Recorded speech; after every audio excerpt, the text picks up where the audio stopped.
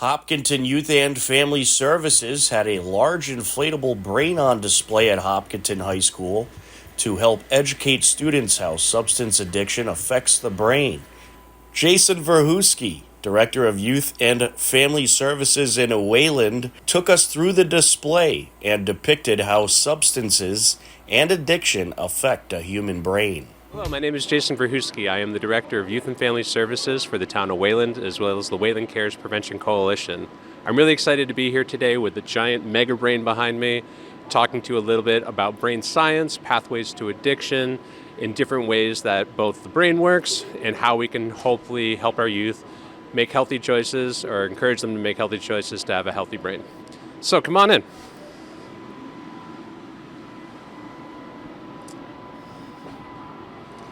All right. So as we enter the brain, you'll notice there's a whole bunch of different things going on here.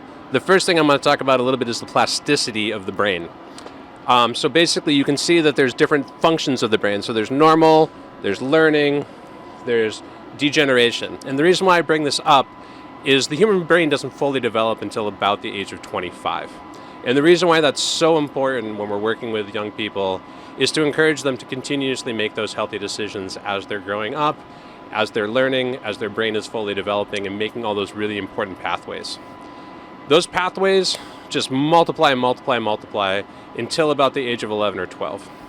At that point in time, our brain starts to sculpt itself and it starts to reduce those pathways and basically fine-tune them a little bit to the areas that we're interested in, things that we really are passionate about, in different areas of decision making. The reason why I think this is super important is in those really crucial years when we're faced with a lot of decision making, we're starting to get more independence. At that point in time, questions around things like alcohol, vaping, cannabis use, all of those things start to raise. And basically at that point in time, if we start to introduce those substances to our body, we can permanently alter the way that those pathways are affected, how they continue to connect with each other, and also how we make decisions. When our brain is in the process of sculpting those pathways, we start to have more emotion tied into our decision-making skills. And that's not a bad thing whatsoever, but it's just one of those things that we need to be aware of, that our young people don't necessarily always associate all the risks associated with decisions they're making, especially around substance. One of the things I want to show you a little bit further down here is with those decisions, and when we talk about things like marijuana's impact on the brain, or alcohol consumption, or opioid consumption at that point in time, is when we start to talk about addiction and how our brain functions with addiction. So, because the brain doesn't fully develop until about the age of 25, for every year previous to that, we're more and more likely to become dependent on substance at that point in time if we start to regularly introduce it into our body when our brain is in that sculpting mode. So basically, if we start ingesting cannabis, for instance, at that point in time, at a young age of 11 or 12, our likelihood to be dependent on it later in life becomes exponentially higher. So for instance, the average for people having addictive struggles later in life is about 3.2%. But if we start to introduce, whether it be cannabis or alcohol or opioids, at an earlier age, at that point in time, that number goes all the way up to about 14%. If every year we wait to potentially introduce those substances, especially to the point of intoxication, that percentage rate for addictive potential continues to go lower and lower and lower, so we'll have less issues hopefully later in life. It's one of the main reasons why we really, really, really encourage our young people to not necessarily never use something, but at least to wait as long as they possibly can, so they give their brain the best chance of being fully developed and fully functioning before they start to use substance. With all of that, a couple more things. Dopamine production is one of the huge ones that we talk about, in the sense that the neurotransmitter dopamine serves as the primary brain chemical responsible for reward.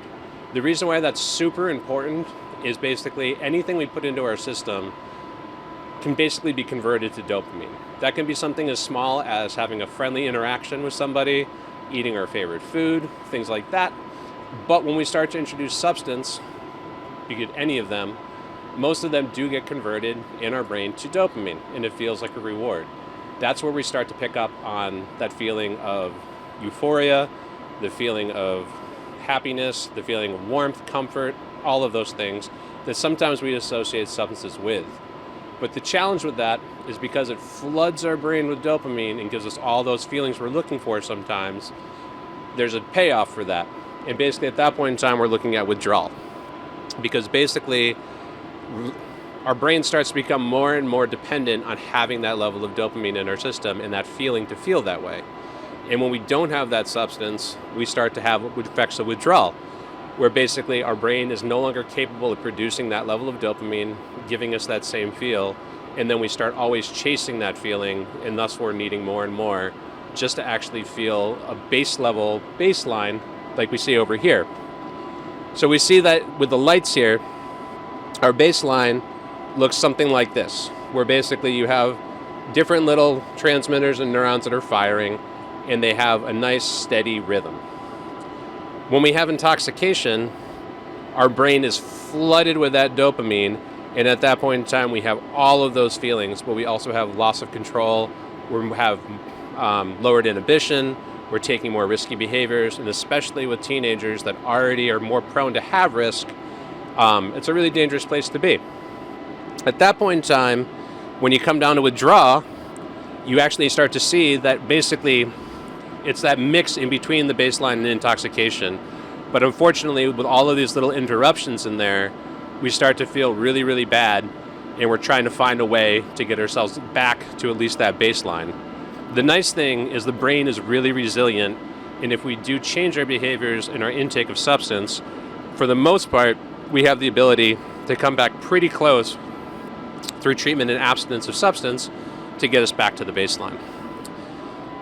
So, with all of that, one of the things I want to leave you with is that the brain is incredibly resilient, and it's one of the things that helps us do everything that we possibly do. The longer we can wait before we introduce substance, the healthier our youth are going to be. It's one of the biggest things we can encourage our youth to do. There's always going to be a chance later in life to potentially try substances if you so choose to. That being said, the healthiest choice is always to not use, and that's what we encourage. My name is Jason. Thank you so much.